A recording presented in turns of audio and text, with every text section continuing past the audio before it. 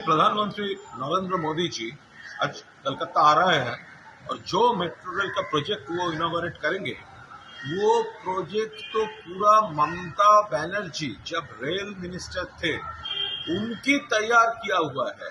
उनकी प्लानिंग, उनकी सोच, उनकी अप्रूवल और इसका फंड भी उन्होंने तभी अप्रूव कर दिए थे।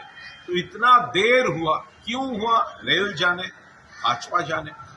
अब ये इलेक्शन आ रहा है, वो चला आया है पॉलिटिक्स करने के लिए। वो इनॉग्रेशन का जो स्टोन होगा उनपे खुद का नाम लिखाने के लिए ममता जी का किया हुआ प्रोजेक्ट आप इनॉग्रेट करने के लिए चला आया प्रधानमंत्री नरेंद्र मोदी। तो बंगाल का जो जनता है उसका मालूम है, इसलिए प्रधानमंत्री का ये जो नाटक है इनॉग्रेशन का, उसका कोई प्रभाव, इम्पैक्ट नहीं होगा। जनता ममता दीदी को ही थैंक्स देगी।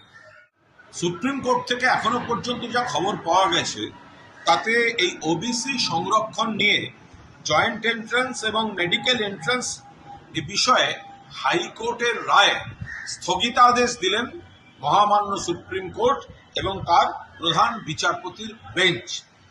অর্থাৎ শতপ্রণোদিত রায় দিয়েছিলেন কলকাতা হাইকোর্টে বিচারপতি কৌশিক চন্দ্র, তার উপর স্থগিতাদেশ দিলেন। এর ফলে অনেকগুলো জটিলতা, যেগুলো এই বিরোধী দলগুলো তৈরি হয়েছে বলে একেবারে একটা পৈশাচিক নৃত্য করছিল এবং আমাদের ছেলে মেয়েগুলো তাদের অভিভাবকদের একটা উদ্বেগের মুখে ঠেলে দিচ্ছিল, আশা করা যায় সেগুলো কাটবে। কিন্তু প্রাথমিক যা খবর পাওয়া গিয়েছে তাতে এই যে আমাদের আইনজীবীরাও বলেছেন, কপিল সিব্বল, কল্যাণ বন্দ্যোপাধ্যায়, তারা বলছেন অবিশ্বাস্য এরকম একটা রায় কলকাতা হাইকোর্ট থেকে আসতে পারে।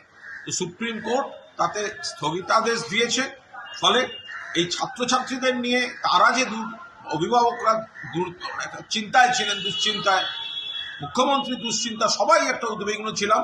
আশা করা যায় জটটা খোলার দিকে যাবে। ডিটেল রায় কি হয়েছে সেটা আমাদের নেতারা, আইনজীবীরা খতিয়ে দেখছে। বাংলা খবর, আপনার রাজনীতি, আপনার আওয়াজ।